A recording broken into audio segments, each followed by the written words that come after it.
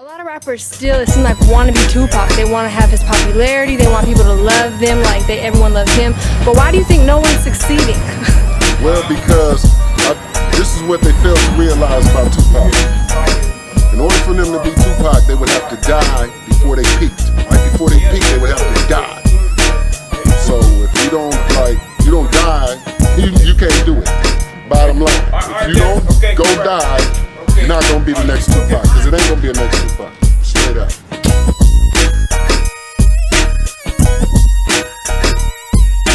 Just finished MAKAVELI. All Eyes on Me was a double album, so that completes my 3 albums. 2 weeks before we went to Vegas, Pac was on the phone, foaming at his mouth, veins busting out his neck, his head, threatened to blow up Death Row Studio. He was fussing about his music. He wanted his masters. Tupac was done with Death Row. You know, he had fired Kenner, the lawyer. He was really on his way out. He had fulfilled his obligation, and that wasn't his plan to be there that long. Yo, YouTube, what up? It's your homie Gab, I'm in the building. And this is MAKAVELI Media. So you heard it right there, y'all. Tupac's cousin, JAMALA. I'm hoping I pronounce your name right, Queen. Nothing but respect for you and the Tupac's whole family. No diz out. JAMALA tells this incredible story that nobody seems to notice or even touch on, in my most humble opinion. How 2 weeks before Tupac headed out to Vegas, he called Death Row Records, foaming at the mouth, veins popping out his neck, demanding his masters to his music. And if he didn't get it, he threatened to blow up Death Row Studios. Whoa.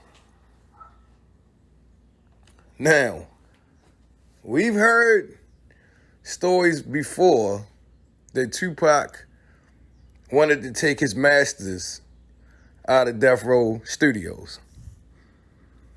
But I ain't never heard that Pac had threatened to blow the motherfucker up. Somehow that was conveniently left out of the narrative.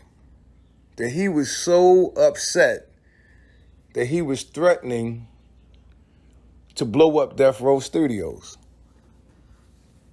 Now, also in this clip, they said Tupac, in his mind, had fulfilled his obligations to Death Row Records and was ready to move on.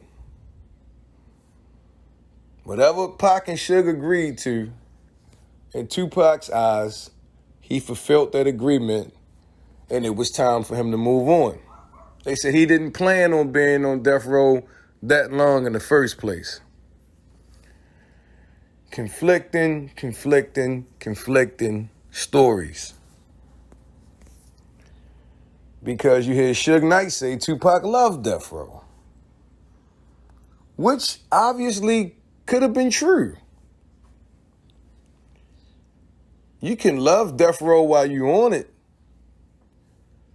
but did that mean he planned on staying on Death Row? And you see clips from the MTV award show after party in Bryant Park when Tupac is talking about Death Row East, right? We all seen that.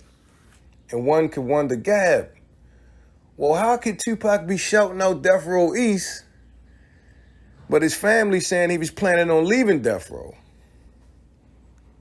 My only logical conclusion I can have to that theory is that maybe at one point in time, Tupac had planned on running Death Row East.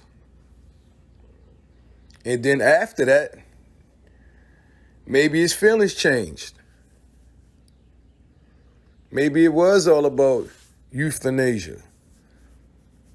You know, the angel of Black Death logo he had for his own record label. Maybe it was all about whatever label Quincy Jones was setting up for him through Quest Records. I don't know. But this video here is about what JAMALA, Tupac's cousin, the seed of Aunt Gloria, had to say.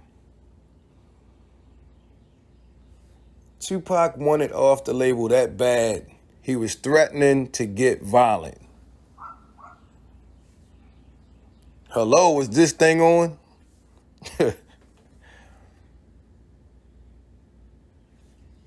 What happened? Death Row and Tupac from the outside looked like the perfect marriage. Tupac had all of the fame that he deserved while on death row. He was getting all of the notoriety he deserved while on death row. He had a team behind him. He wasn't just riding solo no more. He had a real backing from the record label behind him. Soldiers and all that. But according to Tupac's family, he still wanted out. He wanted out. And he didn't want to go to Vegas. On the same documentary here, talks about how he was talked into going to Vegas. And I'm not blaming Death Row for what happened to Tupac. I'm simply looking at what the documentary is speaking about. The obligation. I believe it was a 3-album deal that Tupac had agreed to. When Suge first came and seen him up in the Clink. 3 albums. Some people say that's why Tupac dropped a double album as his first musical project.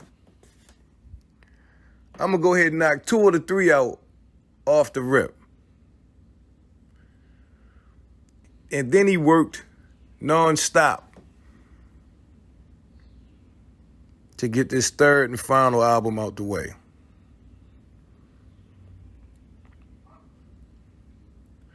Very conflicting stories. You hear maybe Tupac wasn't getting the money he was promised. Something took place that made Pac want to go. Or was Tupac planning on staying on death row,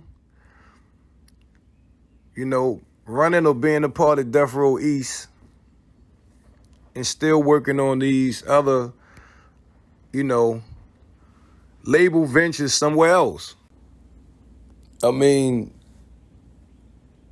what was said or mentioned right here in this video is that, yes, Tupac fired David Kenner, the lawyer for Death Row Records, and his lawyer as well. So how would he have continued on Death Row, if he fired the lawyer that represented himself in the label?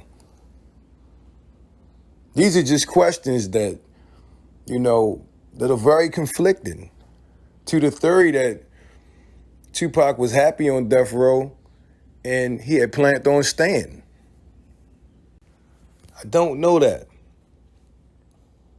But what do you guys think? Did Tupac really want to leave Death Row Records? Or do you think Pac would have stayed had he lived through Vegas? And what's your opinion on what JAMALA had to say about this matter? Anyway, I hope you guys like this video. Give the video a big thumbs up. Look down right now. Make sure you did that. That's how you help your boy out. Don't forget to sub to the channel. This is Makaveli Media. Turn on them post notifications so you'll be the first ones to get it when I drop that shit. It's been a pleasure as always. I'm signing off. I'm your homie Gab. I'm about to hit y'all with the peace.